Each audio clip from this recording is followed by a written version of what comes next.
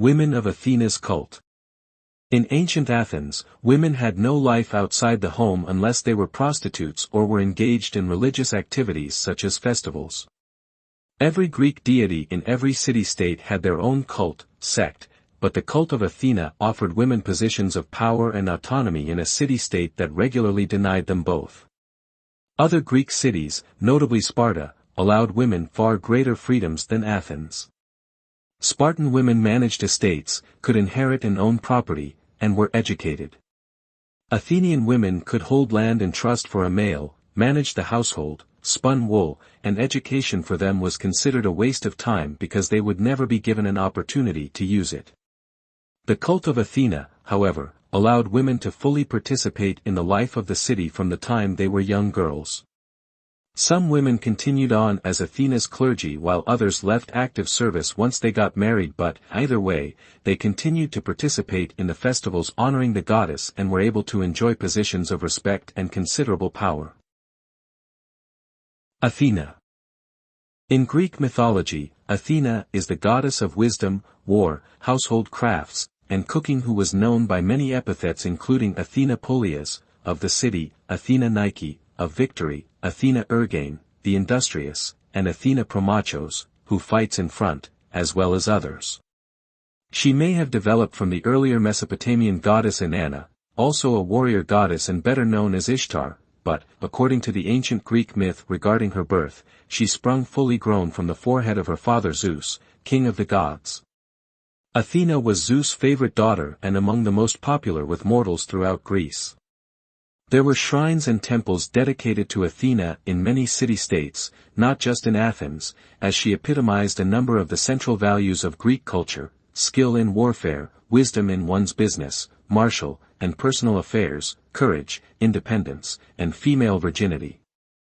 Athena was a devout virgin, and one of her epithets was Athena Parthenos, the Virgin, which is how the Parthenon, her most famous temple, got its name. She was also known as Pallas Athena, she who brandishes weapons, and was able to defend herself against male aggression. In one story, Athena goes to Hephaestus, the god of the forge, to ask him to make her some weaponry. Overwhelmed by her beauty, Hephaestus tries to rape her, but she fights him off.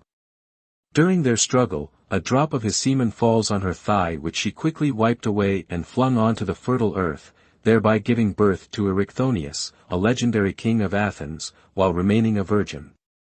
Erycthonius is the mythical founder of the Panathenaic festival and, owing to a later myth, associates Athena with the serpent.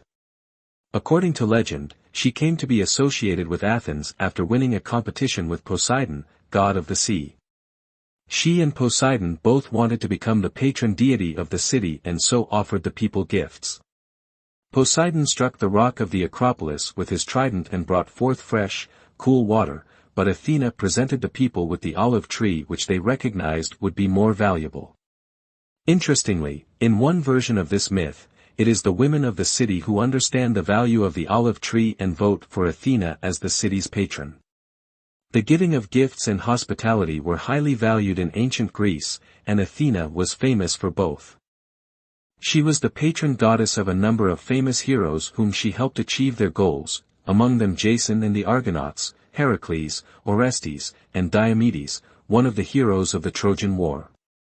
In the Iliad of Homer, 8th century BCE, which made that conflict famous, she also helps Achilles defeat Hector, and in the Odyssey, she is the central figure to assist Odysseus once he finally reaches his home on Ithaca.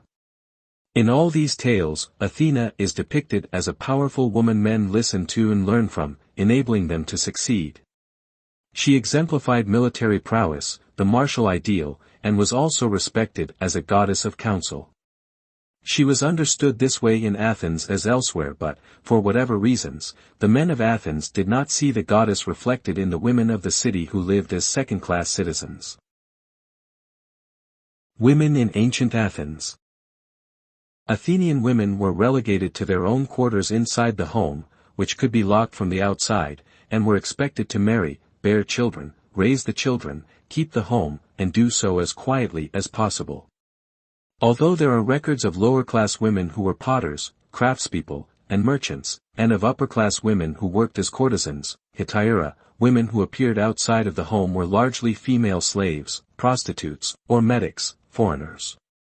Female, as well as male, prostitutes were a regular feature of the streets and alleys of Athens, but not maidens, wives, or mothers who were kept at home and under the control of a male guardian, either a father, a husband, an adult son, or another male relative.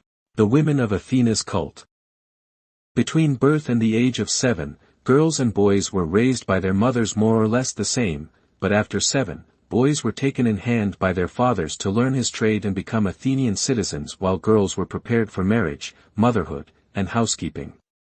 This, as far as the records indicate, was how the upper class of Athens operated, but it is assumed that all classes followed roughly the same paradigm as the upper class set the model for how the lower class would live.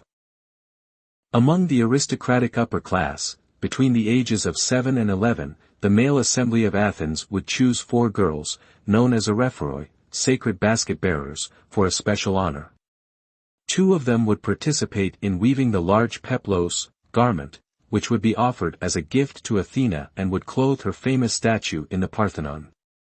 The other 2 would participate in a ritual during which they carried sealed caskets, which they were forbidden to look into, on their heads to a certain spot in the gardens below the Acropolis and exchange whatever was in them for other objects placed in the caskets, which were then either carried up to the Acropolis or returned to their source.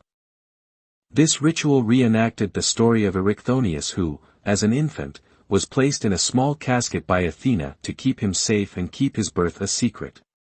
She gave the casket to the 3 daughters of King Cecrops of Athens for safekeeping, charging them to never look inside. One of the girls, Pandrosus, heeded the warning, but the other 2, Herse and Aglaurus, could not contain their curiosity and peeked into the casket. There they saw either the infant Erichthonius wrapped in the coils of a snake or the half-infant half-serpent that was Erichthonius.